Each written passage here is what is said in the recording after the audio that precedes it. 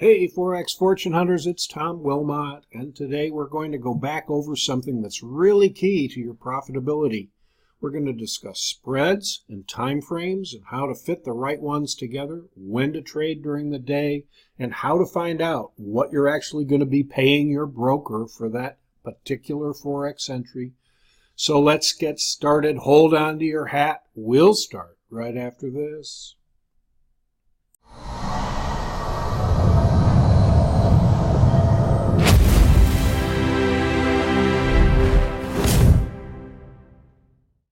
Okay, fortune hunting friends, let's take a look at this spreads issue.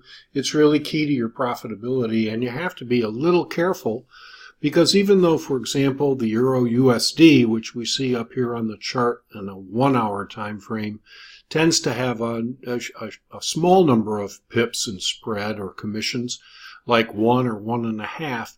You have to be careful even then about what time of day you're using. Now, obviously, if you're using a 1 hour chart and you're looking for 30 or 40 pips in terms of your particular move or the average true range during the day, then 1 or 2 pips doesn't really matter. But if you're dropping down and trying to scalp, say in a 5 or 1 minute chart, even the euro can be problematic unless you're careful and you measure exactly what you're going to be charged for this particular trade.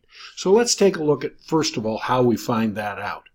If we, in fact, come over here and we have View menu, if we come into MarketWatch, and if we look at the Euro USD, which would be down in this area here, we can see that in this column, 1.6 is the spread that's predicted from our MarketWatch chart here.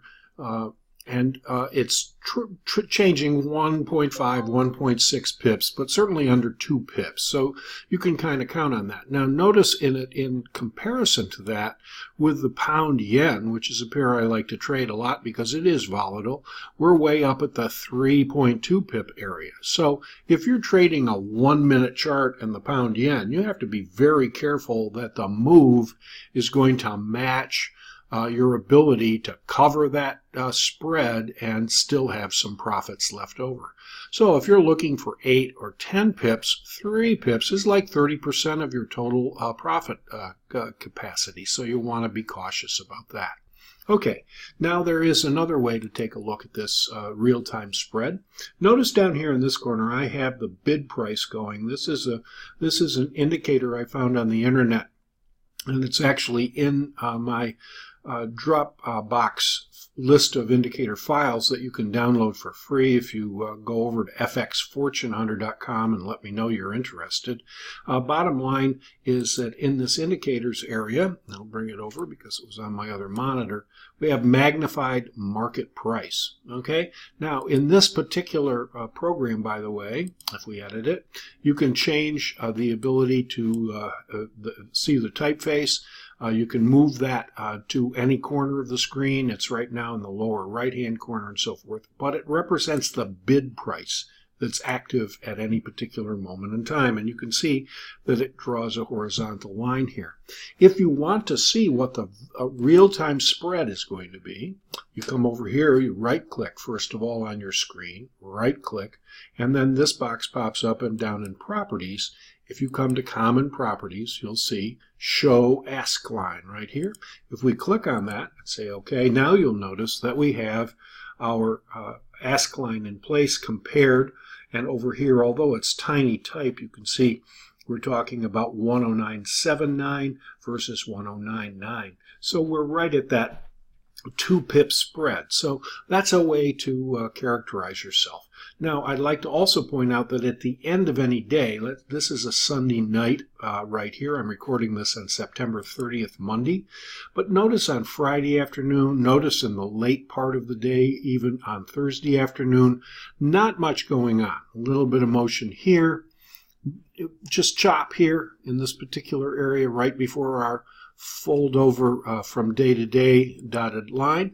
So when that happens, specifically, be very careful about entering trades there because that's when there's nobody around and the spread definitely widens. And you could even see Euro USD up in the 3 to 4 pip area depending upon how many people are participating in the market.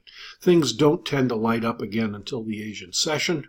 You can see here we begin to get some moves right after this East Coast, New York, Boston line comes into play at about 8 o'clock at night on Forex.com. Okay, so let's take a look here now at a potential scalp trade that you might want to have. Let's drop all the way down to a 5-minute chart here. That comes into play. Then we click on this to move our price action over further into the middle of the screen. Notice that what we had here at this time, this is my sessions indicator, which I believe is also in my Dropbox file. This was 7 a.m. in Boston, and we saw a nice downdraft at that point in time when new money came into the events. Then we have the opening of the New York Stock Exchange at 9:30 East Coast time. Notice we had a little uptick here. Now, if we were to change this and move to a 1-minute chart, let's try that, and let's once again move ourselves over. This is that same line here down on our double whammy basic template here with the chandelier and the trend magic in place. Here was our downdraft, here was our updraft. We took out the chandelier, we came back, and you could conceivably, even on a 1-minute chart, have taken a trade in this area for a scalp. And in this particular case, we're good for 11 pips. Now, if you're running a 1.5 or 2 pip spread, you can still scalp for 10 pips in a situation like that. If, however, you were trading, for example, the pound yen, and that's all you were going to get was 10 pips, then with a 3 pip spread, especially if you were to enter that trade in the afternoon, late in the afternoon when nobody is much participating, you're likely to be just waiting around to try to cover that spread. So I hope that's helpful to you in terms of identifying what your real-time activity is and what your profitability looks like before you enter that important trade. See you in the next video, and don't forget to like our videos if this is helpful to you, subscribe to our channel, and once again, come on over to fxfortunehunter.com. You'll see down in the description of this video, there's a link so that you can download all those free indicators from our Dropbox area with no obligation at all. Thanks for watching.